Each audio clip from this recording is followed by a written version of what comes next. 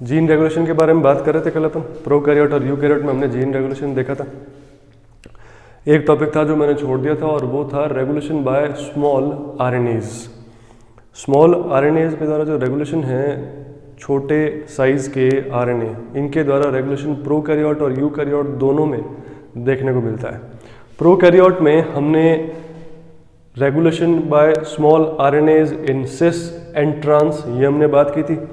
सिस regulation में हमने ribo switches के बारे में बात की थी और ट्रांस रेगुलेशन के बारे में हमने OxyS small RNA, rpoS small RNA, इनके बारे में हमने बात की थी ऑलरेडी। और क्रिस्पर जो है, ये मैंने कहा था हम बाद में बात करेंगे। क्रिस्पर जो है वो clustered regulatory interspaced palindromic repeat, इसको कहा जाता है क्रिस्पर, इसके बारे में हमें बात करनी है। दूसरा हमें बात करनी है यूकैरियोट्स में आरएनए-आई या आरएनए इंटरफेरेंस के द्वारा होने वाली रेगुलेशन के बारे में। इसमें हम एमआईआरएनए, एसआईआरएनए, पीआईआरएनए, इनके बारे में बात करेंगे। सबसे पहले अपन बात करते हैं प्रोकैरियोट्स में रेगुलेशन क्रिस्पर के द्वारा कैसे होता है। तो क्रिस्पर है क्या बेसिकली? क्रिस्पर का नाम में ही आ रहा है clustered regulatory interspaced palindromic repeats. ये यहाँ पर स्ट्रक्चर हमने शो करी है। इसके अंदर ये वाइट कलर वाले जो रिपीट्स आ रहे हैं, इनके बीच बीच में कुछ स्पेसर एलिमेंट यहाँ पर शो किए हैं। क्रिस्पर है क्या, पहले तो मैं इसके बारे में बात करता हूँ। क्रिस्पर बेसिकली सिंपल ये मान के चलो कि कोई वायरस है, बैक्टीरियोफाज जिसको अपन बोलते हैं, उस बैक्टीरियोफाज ने बैक्टीरिया को इन्फेक्ट किया। वो वायरस क्या करेगा? वो वायरस अपना डीएनए या RNA, whatever it's genetic material जो है, वो बैक्टीरियल सेल के अंदर उसको डिस्पोज कर देगा। बैक्टीरियल सेल के अंदर वो आरएनए या डीएनए जो है उसको छोड़ दिया जाएगा वायरस के द्वारा, बैक्टीरियोफाज जिसे हम कह रहे हैं। अब वो वायरस का जो डीएनए या आरएनए है, वो वायरस जीनोम को एक्सप्रेस करवाएगा और बैक्टीरियल सेल को नुकसान पहुंचाएगा।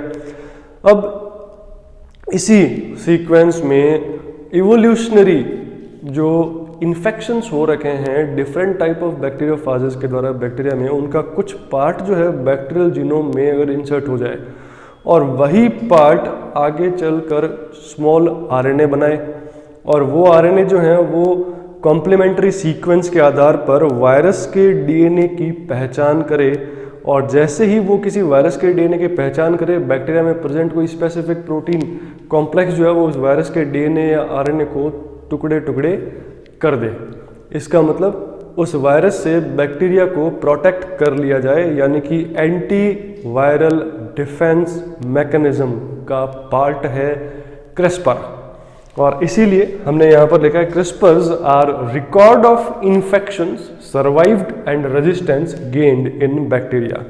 मतलब इन्फेक्शंस के रिकॉर्ड, यानी कि कुछ इवोल्यूशन के दौरान बहुत सारे वायरसेस ने अटैक किया होगा बैक्टीरिया पर, उनके जीनोम के कुछ छोटे छोटे पार्ट जो हैं वो रह गए होंगे, और उन्हीं के साथ बैक्टीरिया सर्वाइव कर गया अगर, तो वो फिर इवोल्यूशन के साथ साथ क्या होगा, बैक्टीरियल जीनोम में इंसर्ट होता जाएगा वो वाला part.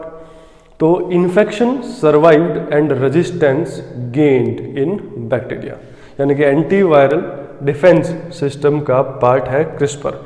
CRISPR is a transcribed as long RNA which is then processed into shorter RNA species that target destruction of invading DNA और RNA, यानी कि एक लंबे RNA के रूप में इसको सिंथेसाइज किया जाता है, छोटे छोटे टुकड़े किए जाते हैं, और वो जो छोटे छोटे टुकड़े हैं वो छोटे छोटे टुकड़े इन्वेडिंग DNA और RNA के साथ कॉम्प्लीमेंट्री बाइंडिंग करते हैं, उनको पहचानते हैं और इसी के आधार पर उसको डिस्ट्रॉय किया जाता है।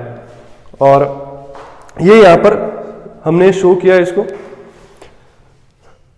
ये बैक्टीरियल जीनोम का कुछ पार्ट है जो मैंने शो किया है। इस बैक्टीरियल जीनोम के पार्ट में ये वाला जो पार्ट है, ये क्रिस्पर एलिमेंट को जो है रिप्रेजेंट कर रहा है। क्रिस्पर एलिमेंट के सामने यहाँ पर लीडर सीक्वेंस एक प्रेजेंट है जो कि आरएनए पॉलीमरेज को यहाँ पर बाइंड करवा रहा है, और इसके लीडर सीक्वेंस के द्वारा इस क्रिस्पर जो क्लस्टर है इसके एक्सप्रेशन को रेगुलेट किया जाता है।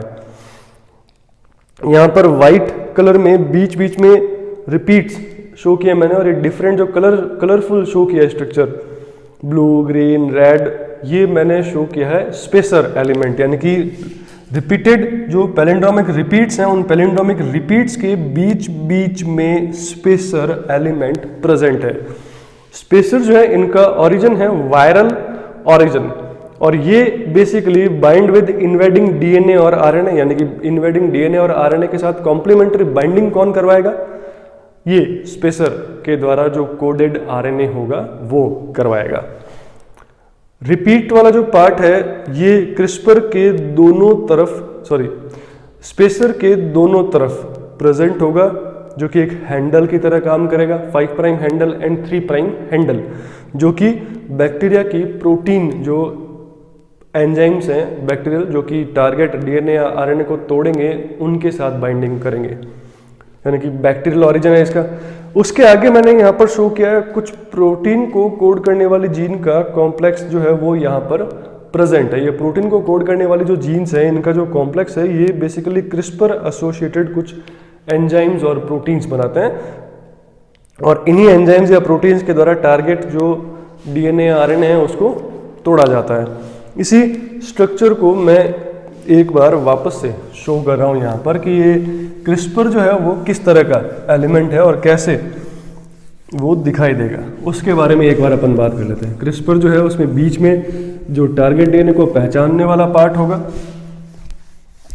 और दोनों तरफ रिपीटेड सीक्वेंस के द्वारा कोडेड पार्ट प्रेजेंट होगा। मतलब कुल मिलाकर इस तरह से मैं शो कर सकता हूँ इसको कि ये मान लो क्रिस्पर है और इसके दोनों तरफ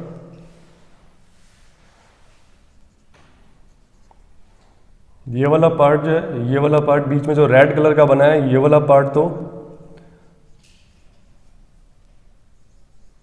स्पेसर कोडेड रीजन है, और ये जो दोनों तरफ हमने शो किए, these are 5 prime and 3 prime handles. ये 5 प्राइम और 3 प्राइम हैंडल्स यहां पर अपने शो किए। ये जो है बेसिकली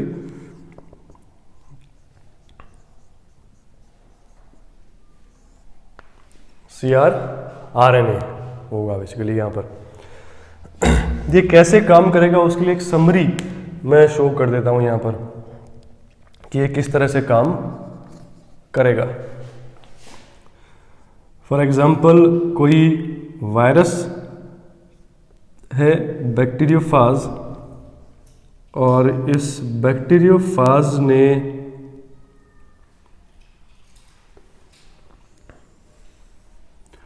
किसी बैक्टीरियल सेल पर अटैक किया।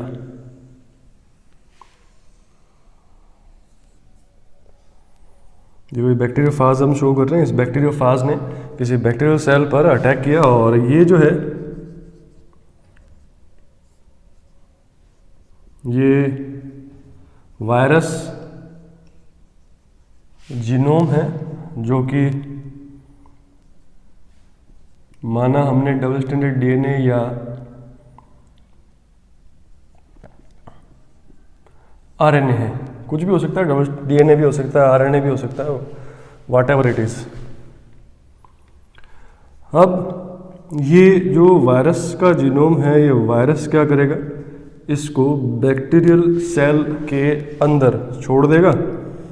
अब ये फॉर एग्जांपल हम यहाँ पर लेके चल रहे हैं कि मान लो ये डबल स्ट्रैंडेड डीएनए है और आरएनए है।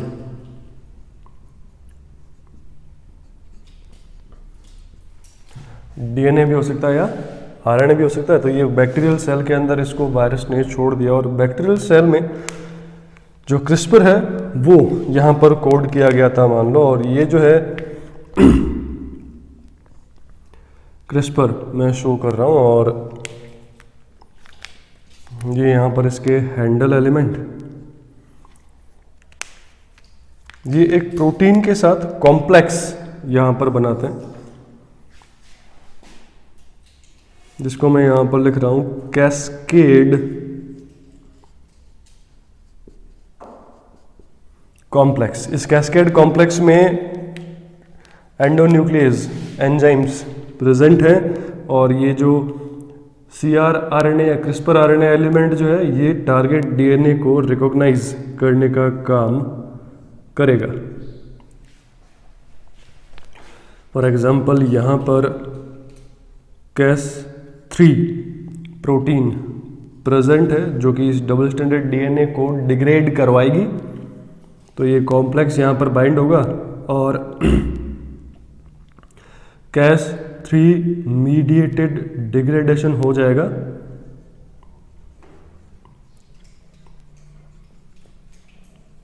डिग्रेडेशन ऑफ वायरल जीनोम, या फिर ये जो RNA अगर आकर बाइंड हुआ है, तो अगर वायरस ने RNA जीनोम अगर वायरस का था तो यहाँ पर इसका कोई कॉम्प्लीमेंट्री दूसरा CRISPR अगर यहाँ पर प्रेजेंट है तो वो किसी स्पेसिफिक बैक्टीरियल प्रोटीन के साथ कॉम्प्लेक्स बनाएगा, और ये जो कॉम्प्लेक्स बनेगा यहाँ पर डिफरेंट मैकेनिज्म रहेगा, लेकिन DNA को डिग्रेड करने वाला और RNA को डिग्रेड करने वाला जो है वो डिफरेंट मैकेनिज्म यहाँ पर प्रेजेंट होगा। फॉर एग्जांपल यहाँ पर CMR कॉम्प्लेक्स बन रहा है डिफरेंट प्रोटीन से मिलकर Cas6 एंडोन्यूक्लियस यहाँ पर काम आएगा और वो वायरस के RNA को डिग्रेड करवा देगा। ओके, फिर इसके बाद अपन नेक्स्ट बात करेंगे MI और siRNA या piRNA के बारे में। Thank you.